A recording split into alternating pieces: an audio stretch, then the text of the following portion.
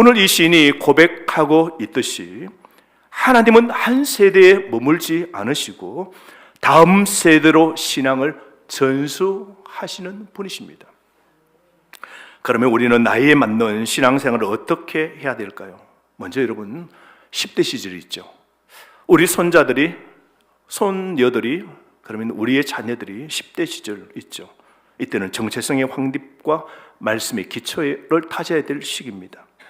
여러분 초등학교, 중학교, 고등학교 학생기는요 인생의 토대를 놓는 시기입니다. 참 중요한 시절이죠. 이 학생기는 자녀가 인생의 정체성을 확립하고 말씀의 기초를 쌓는 결정적인 그런 시기입니다. 그래서 교육학자가 이런 말을 했습니다. 이 시기는 정체성과 역할 혼란 사이에서 자신의 정체성을 찾아가는 시기라고 그랬습니다. 성경은 너의 청년의 때에 너의 창조주를 기억하라고 말씀하셨지 않습니까? 우리 개혁주의의 토대인 존 칼빈 선생은 이런 말씀을 했습니다. 어린 시절의 교육은 영혼의 뿌리를 내리는 일이다 라고 말했습니다. 이 시기는 말씀과 기도 훈련, 그리고 하나님과의 인격적인 만남이 반드시 필요합니다. 여러분 10대에 자녀나 손주를 두신 이 자리에 계신 성도 여러분, 이들이 하나님과 인격적인 만남을 갖도록 자신의 정체성을 하나님의 말씀 안에서 찾을 수 있도록 여러분이 적극적으로 도와주셔야 됩니다. 한 젊은 부모가 신앙교육을 이렇게 상담받으면서 그 크리스찬 교육 교수에게 물었습니다. 어떻게 해야 자녀를 잘 양육할 수 있습니까? 라고 물었더니 그 교수가 웃으면서 이렇게 말합니다. 성경에 다 답이 있지요. 성경에 묘약이 있습니다. 잘 들어보세요. 잠언 22장 6절을 한 컵 넣고, 잠언 22장 6절은 마땅히 행할 길을 아이에게 가르치라. 그러면 늙어도 그것을 떠나지 아니하리라. 그 다음은 잠언 3장 5절 한 스푼을 넣고, 그 말씀은 너는 마음을 다하여 여호와를 신뢰하고 내 명철을 의지하지 말라. 그리고 인내 3컵을 넣으랍니다. 10대 사춘기 시절 이 자녀를 기른다는 건 인내가 반드시 필요하죠. 조그만 마음을 눌러야 됩니다. 조용한 기다림이 필요하죠.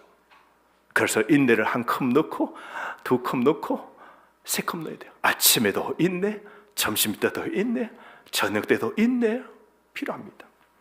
사랑을 2컵 넣으랍니다. 조건 없이 부어주는 사랑입니다. 꾸짖을 때도 여러분 사랑의 한 컵이 필요합니다. 사랑 없는 꾸지람은 아무런 소용이 없는 겁니다. 꿈 한 컵도 넣으랍니다. 아이에게 하나님이 주시는 가능성과 비전을 심어 주셔야 됩니다. 그리고 기도는 반드시 넣으라고 그럽니다. 조용히 주님의 그 사용하실 주님의 때를 기다리면서 믿고 기도하면서 이렇게 기다려 주는 겁니다. 신앙의 양육은 요리입니다. 천국을 향한 요리입니다. 삶 속에 매일 이렇게 가정에서 자녀에게 요리를 해 주시라고 그렇게 그 교수님은 말씀했습니다. 그때, 그럴 때 그 자녀가 하나님께서 잘 자라도록 하신다는 겁니다. 사랑하는 성도 부모 되신 여러분, 10대 자녀의 신앙교육은 한순간의 훈계가 아니라 일상의 삶 속에서 말씀과 사랑을 끓여내는 믿음의 요리가 필요합니다. 아이를 마땅히 행할 길로 이끄는 그 여정에는 인내가 필요하고 조건 없는 사랑이 필요하고 무엇보다 하나님의 도우심이 꼭 필요하도록 기도하는 것이 여러분 반드시 필요합니다. 주님, 우리가 준비한 재료를 사용하셔서 다음 세대 우리의 자녀 인생을 빚어 가실 겁니다. 그러니 여러분 오늘도 이렇게 양육의 요리를 하시면서 낙심하지 마시고 자녀를 그렇게 길러가시기를 바랍니다. 부모 여러분, 오늘도 말씀과 기도로 믿음의 식탁을 차려 주십시오. 그 식탁 위에 하나님께서 영원히 자녀와 함께 하실 겁니다. 그 다음에는 청년의 때가 있죠. 오늘 이 자리에도 예배드리는 20대, 30대 우리 미혼 청년 여러분, 이 나이대의 신앙은 무엇이 가장 중요할까요? 방향 설정과 하나님 나라의 가치입니다. 여러분의 지난 20대, 30대 시절을 생각해 보십시오. 이 청년기에는 가장 중요한 것이 무엇일까요? 진로와 결혼입니다. 인생 방향을 결정짓는 시기죠.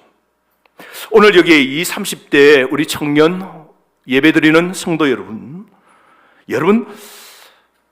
여러분의 인생의 신앙의 이 방향을 정하는 이 시기는 참 중요한데요. 신앙을 기준으로 여러분 인생의 방향을 정해야 됩니다. 세계적인 리더십 강사인 존 맥스웰은 청년 집회에서 이런 말을 한 적이 있습니다. 진로와 결혼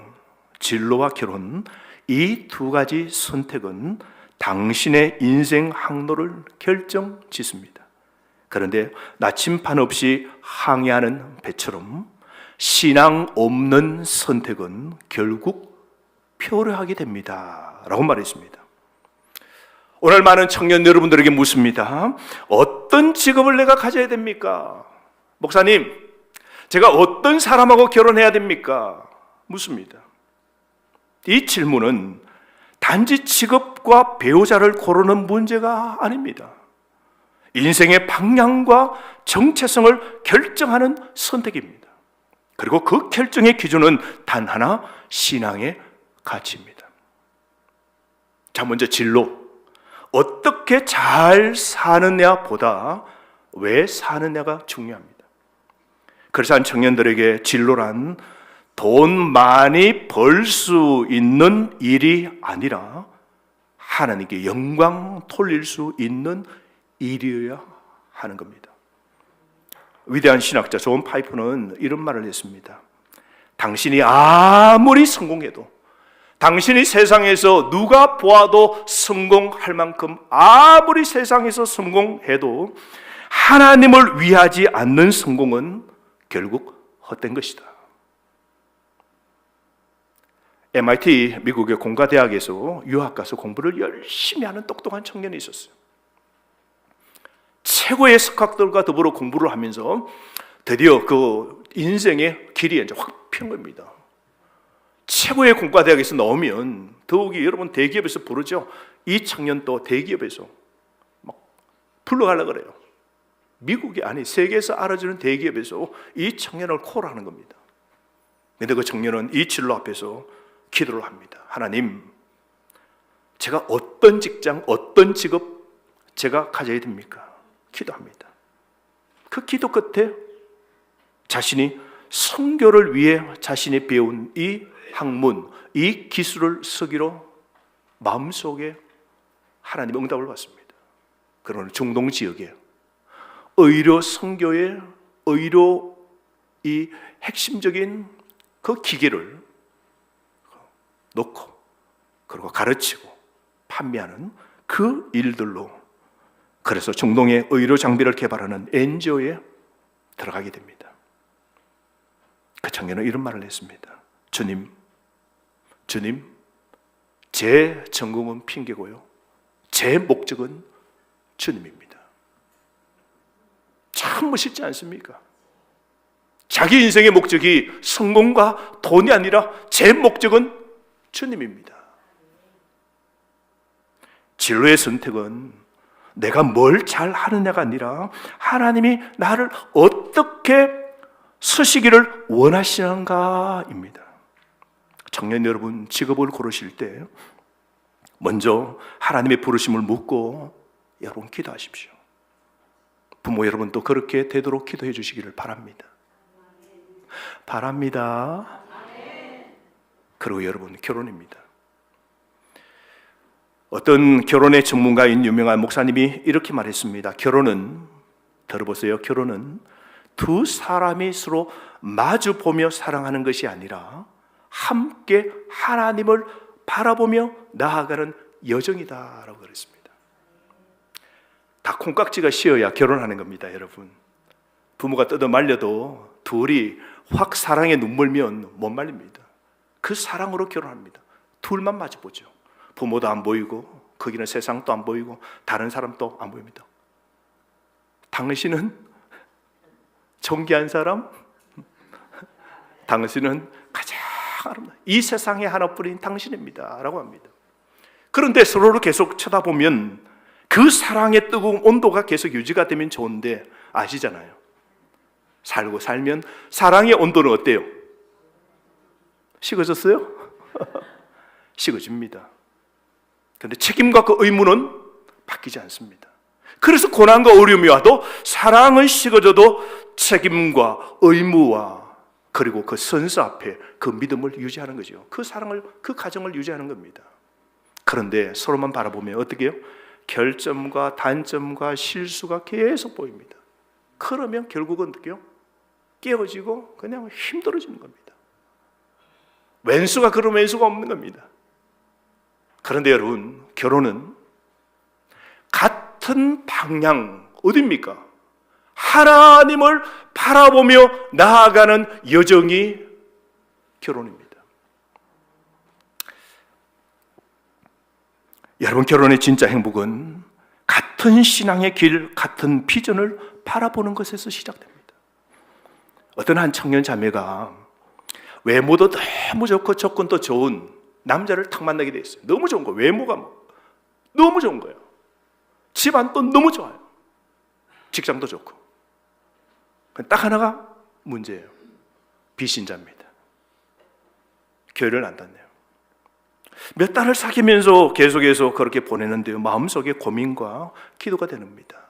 그러면서 몇 달의 고민과 기도 끝에 이 자매는 이런 고백으로 그는 결단을 했다고 그럽니다. 사귀는데 사랑은 있지만 방향이 계속 다른 걸 느끼는 겁니다. 하나님께 나아가는 걸음에 걸림돌이 될 사랑이라면 내려놓는 것이 믿음이라는 생각이 들었답니다.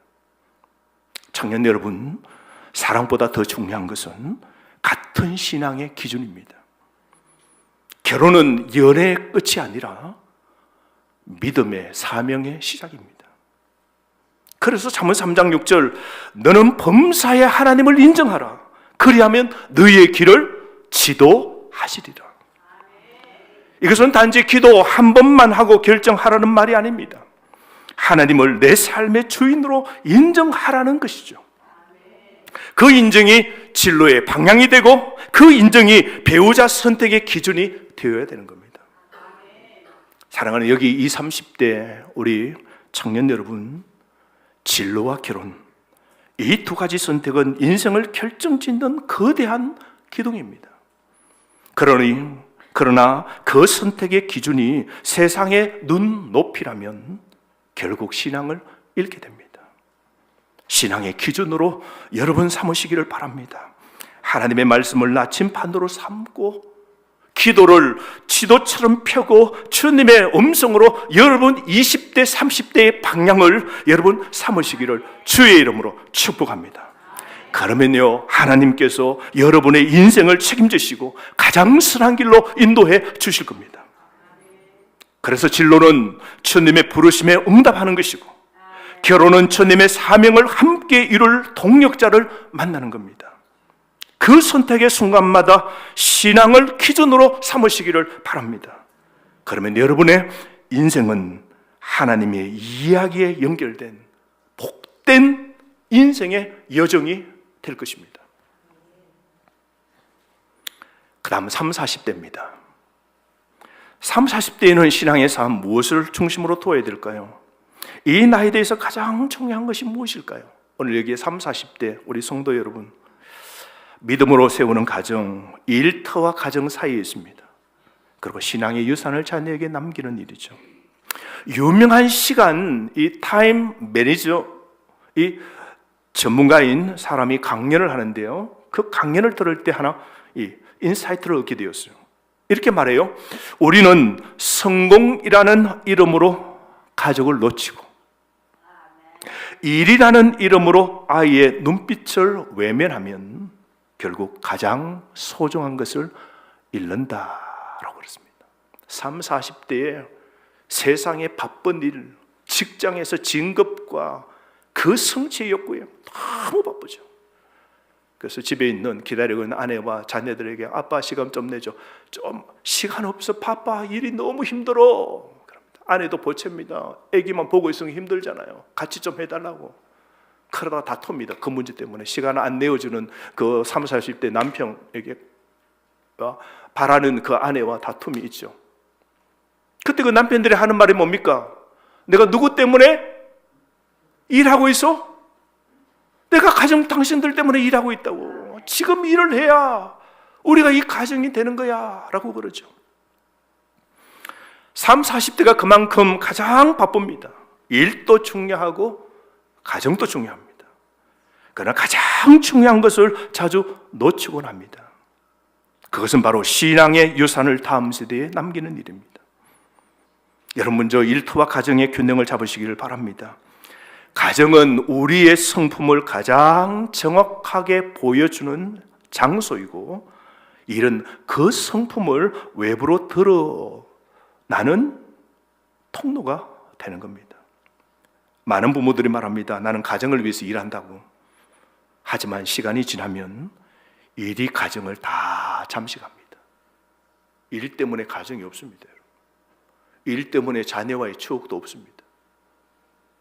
그 일 때문에, 그놈의 일 때문에 가정이, 그놈의 일 벌고 돈 버는 것 때문에 가정이 행복이 하나도 없으면 가정을 다 잃은 것이죠. 가정은 우리가 사명을 실천하는 첫 번째 현장입니다.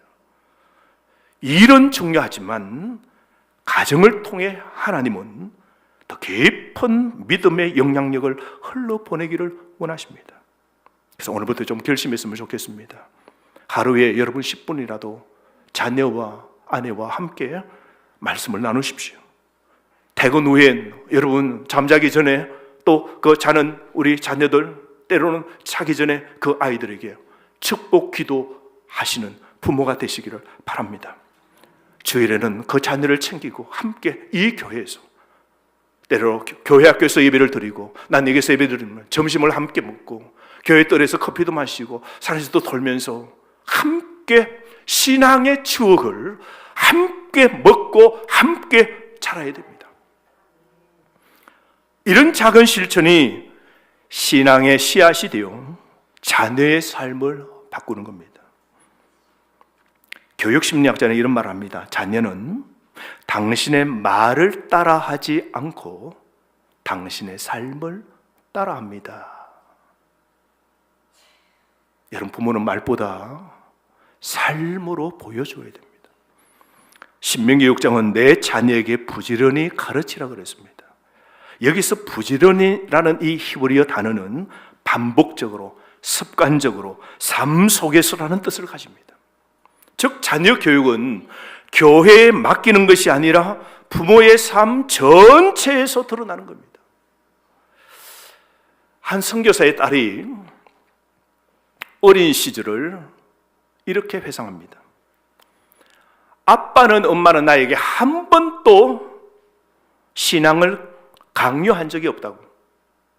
그런데도 나는 예수님을 사랑하게 되었다고. 왜냐하면 아빠 엄마가 예수님을 얼마나 사랑하는지 매일 내가 보았거든요 라고 그럽니다. 자녀는 부모가 말한 대로가 아니라 살아낸 대로 삽니다. 말씀이 중심이 된 부모, 신앙이 중심이 된 부모, 하나님 중심, 말씀 중심, 교회 중심이 된 부모의 삶 자체가 최고의 신앙의 교육입니다. 가정사역 전문가는 이렇게 말합니다. 부모의 가장 큰 성공은 자녀가 신앙의 길을 걷는 것이다 라고 말했습니다. 이는 집을, 돈을 물려주는 것보다 더 위대한 유산이라고 했습니다. 여러분, 믿음은 물려주는 겁니다. 신앙은 유산입니다. 자녀에게 최고의 유산은, 여러분 착각하지 마십시오. 돈 아닙니다. 돈 많을수록 자녀도 나뉘어지고 부모와 자식도 나뉘어집니다. 아시잖아요. 최고의 유산은 신앙입니다. 그 유산은 말이 아니라 눈물과 기도, 말씀과 사랑으로 전해지는 겁니다. 한 성도는 은퇴 후에 손주에게 이렇게 편지를 적었습니다. 이런 5월달 가정의 달이겠죠. 할아버지가 너를 위해 한 일 중 가장 자랑스러운 일은 매일 너의 이름을 부르며 내가 기도한 거란다.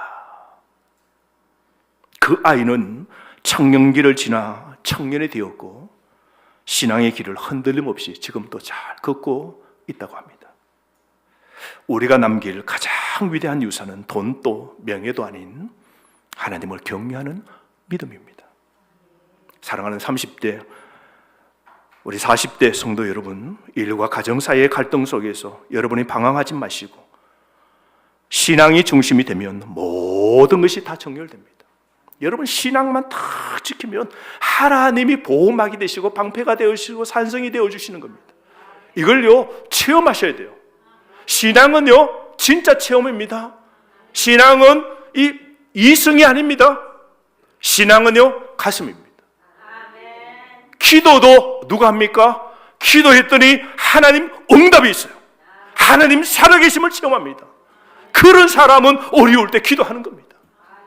그래서 절대 이 신앙은요 머리로서만 하는 신앙이 아닙니다. 그러므로 여러분 삶의 중심이 탁 띄워지면 우리 가정은 하나님이 날개로 보호해 주시고 지켜주시는 겁니다. 여러분의 일터는 사명의 현장입니다. 가정은 신앙의 씨앗이 심겨지는 밭입니다. 자녀는 우리가 남길 믿음의 유산입니다. 오늘부터라도 작지만 의미 있는 결단을 하십시오. 하루 10분의 말씀이라도 여러분 읽으십시오. 공동체 성경 읽기, 여러분 그거 그냥 지나갈 게 아니에요. 여러분 하루에 10분 들으라고 지금 하는 겁니다. 가정을 살아나도록 하는 겁니다. 그래서 하루에 10분 여러분이 30, 40대 분주하지만 차 안에서 차 타고 갈 때에 그 10분 한번 켜고 듣는 겁니다. 주일 예배에 철저하게 여러분 순종하십시오. 주일은 주님의 날입니다. 그래서 만사가 힘들어도 이 주일날을 지키십시오. 그리고 자녀를 위한 기도와 축복하십시오. 여러분 늦게 집에 오시면 콜콜 자는 그 꼬마 아이들 손을 얹고 기도해 주시고, 그리고 여러분이 주무십시오. 말씀으로 대화하는 식탁을 만드십시오. 하나님은 여러분의 그 작은 순종을 통해 다음 세대를 위한 위대한 믿음의 역사를 이루실 겁니다. 오늘 여러분의 가정을 말씀 위에 세워진 믿음의 집으로 세우시길 주의 이름으로 축복합니다. 그 다음 50, 60대입니다 50, 60대에는 무엇을 해야 될까요? 이제 50, 60대가 되면 자녀가 다 독립하죠. 일터에서 이제 영향력이 생깁니다. 50대쯤 되면 이제 직장에서도 좀 높은 자리에 올라가게 되기도 하고, 그 다음에 50, 60대에는 또 은퇴도 하게 되죠. 그리고 후대 신앙을 전수하는 멘토 역할도 해야 됩니다. 세계적인 리더십 전문가인 존 맥스웰은 이런 말을 했습니다. 50세 이후는 은퇴가 아니라 리더십의 황금기다라고 그랬습니다. 당신이 축적한 경험은 누군가에겐 길이 되고 등불이 된다고 그랬습니다. 여러분 50, 60대는 자녀가 독립해 나가는 시기입니다. 일터에서도 이제 후배에게 자리를 물려줘야 될 시기죠. 여러분 자녀가 독립할 때 이제 50, 60대 나는 축복의 통로로 남아야 됩니다. 유명한 가정사역자가 이런 조언을 했습니다. 부모는 자녀에게 신앙의 기억을 남겨야 된다. 자녀가 인생의 길을 걸을 때 그 기억이 방향이 된다라고 그랬습니다. 우리 자녀에게 신앙의 좋은 기억을 남겨주는 것, 자녀가 인생 어려울 때 딱 신앙을 잡을 수 있는 그런 방향을 설정해 준답니다. 여러분 자녀가 이제 독립할수록 부모는 이제 말을 줄여야 됩니다. 자녀가 이제 독립하고 이제 다 컸다면 부모는 이제 말을 줄이고 기도는 더 깊어져야 됩니다. 거꾸로 하면 안 돼요. 말은 많고 자녀의 기도는 적고 이러면 자녀 다 망치는 거예요. 자녀의 선택을 통제하기보다 말씀과 기도로 여러분 축복해 주시기를 바랍니다. 가장 위대한 부모는 자녀의 삶을 믿음으로 축복하는 사람들입니다. 바울은 디모데에게 이런 말을 했지 않습니까? 내가 너의 외조모로 있어봐 어머니 유니게의 믿음을 기억하노니 그 믿음이 너 속에도 있는 줄 확신하노라. 한 세대의 진심 어린 신앙은 다음 세대의 불씨가 됩니다. 그래서 MIT의 교수이자 교육 철학가가 이런 말을 했습니다. 아이들은 교육이 아니라 이야기를 통해서 배운다. 특히 나이 든 이들의 진심 어린 이야기는 젊은 세대에게 평생 잊지 못할 유산이 된다라고 그랬습니다. 50점 살면요, 삶의 스토리가 다 있어요. 실패한 경험도 많아요. 실수한 일들도 있어요. 놀라운 기적을 체험한 정말 즐거운 감정도 있어요. 해봤더니 행복하게 이루어진 일들도 있습니다. 그러니까 50, 60대는 그야말로 걸어다니는 이야기입니다. 이런 이야기가 자녀들에게, 오늘 우리 교회 다음 세대들에게 귀한 자산이 되는 거죠. 하나님이 내 인생을 이렇게 인도하셨더라고. 야, 내가 그때 그렇게 안 했어야 되는데 그렇게 해서 인생을 좀 방황하고 헤맸다고. 그런 이야기가 오늘 살아가는 30대, 40대, 20대 우리 아이들에게 다음 세대의 삶의 교과서가 되어지는 것이죠. 이 시기는 많은 분들이 은퇴를 앞두거나 고민합니다. 그러나 성경은 말합니다. 의인은 종려나무같이 번성하며 레바논의 백향목같이 성장하리로다 그랬습니다. 하나님은 여러분 나이가 들수록 더 깊은 영향력을 우리에게 맡기십니다. 그래서 신앙인은 나이가 들수록 이 교회 안에서, 가정 안에서, 조직 안에서 지혜로운 사람으로 남아야 된다라고 그랬습니다. 말보다는 이제 삶으로, 논리보다는 이제 영성으로, 이제 존재만으로 하나님을 드러내는 사람이 되어야 됩니다. 지금이야말로 50, 60대, 지금 이 나이야말로 젊은 리더들을 세우고 가정에서, 직장에서, 조직에서 방향을 제시하고 기도로 그들을 붙드는 영적 좋은 자가 되어야 할 때인 겁니다. 사랑하는 50, 60대 성도 여러분, 이제 다음 세대를 위해 신앙의 좋은 멘토가 되시기를 바랍니다. 자녀에게는 기도와 축복으로, 젊은 세대에게는 삶의 그 신앙의 간증의 이야기로, 일터에서는 조언과 모범으로, 교회에서는 본을 보이는 믿음의 선배로 여러분 살아가시기를 바랍니다. 지금 여러분은 신앙의 유산을 남길 최고의 시간 속에 있습니다. 이제 여러분의 시간입니다. 말씀과 기도로 다음 세대의 길을 밝히시기를 바랍니다. 여러분이 걸어온 그 길이 누군가의 믿음의 길이 될 것입니다. 이제 마지막으로 7, 80대 되신 성도 여러분, 인생 황혼기에 접어든 7, 80대 이상의 우리 어르신들은 세월의 무게와 인생의 깊이를 간직한 특별한 세대입니다. 참 존귀한 세대죠. 귀한 세대입니다. 산삼 받으시기에 합당한 세대입니다. 그래서 지난 주일날 우리가 산삼 10뿌리로 그 귀한 걸 다 드렸고요. 85세까지 끊다 보니까 또 들으신 분이 또 너무 죄송하고 미안해서 오늘 80세까지 들으시겠다고 또 귀한 산삼을 얼마나 또 준비하셨어요.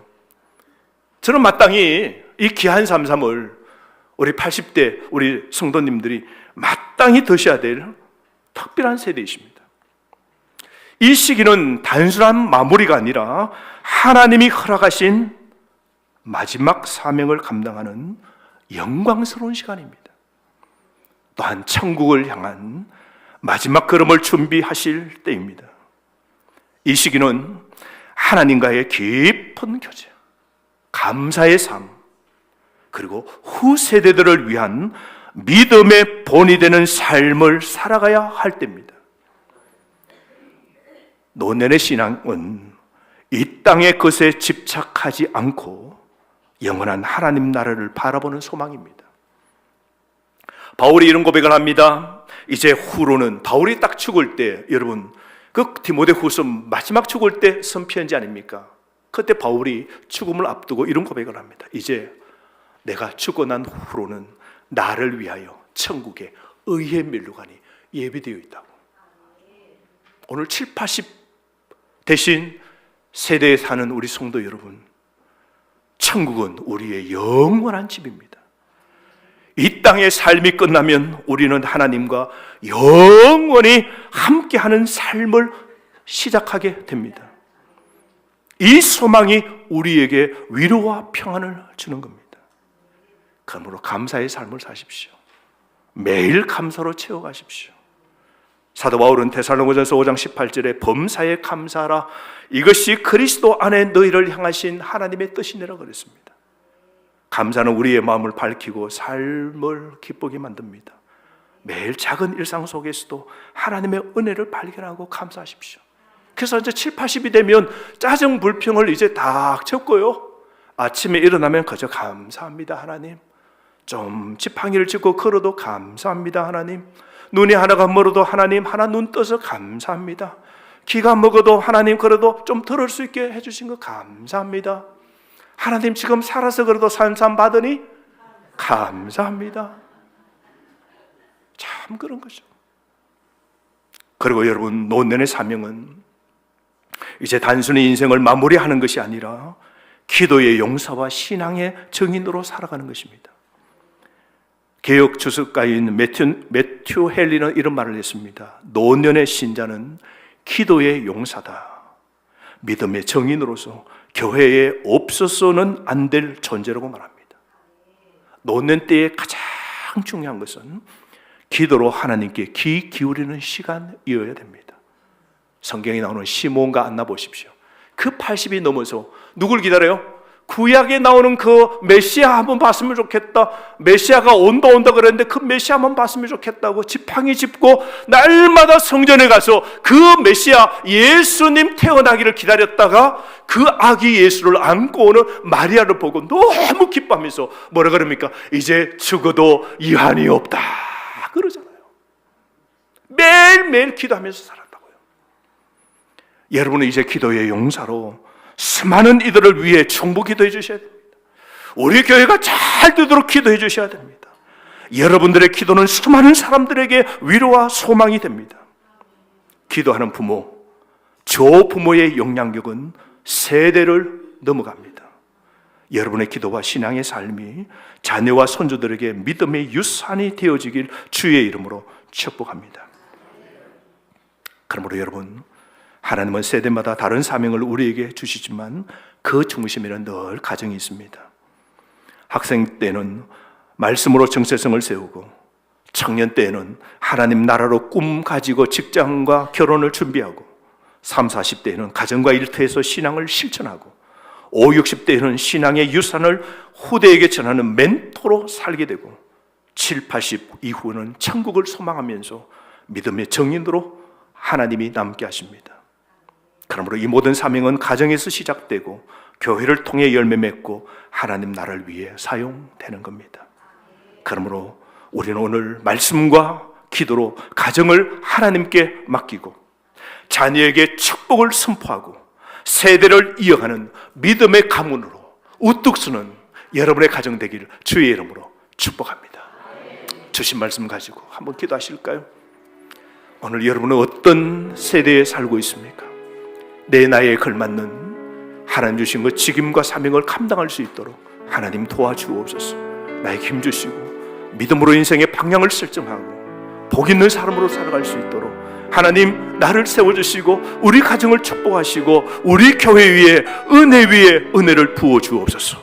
우리 다 함께 통성으로 기도하겠습니다. 아버지 하나님,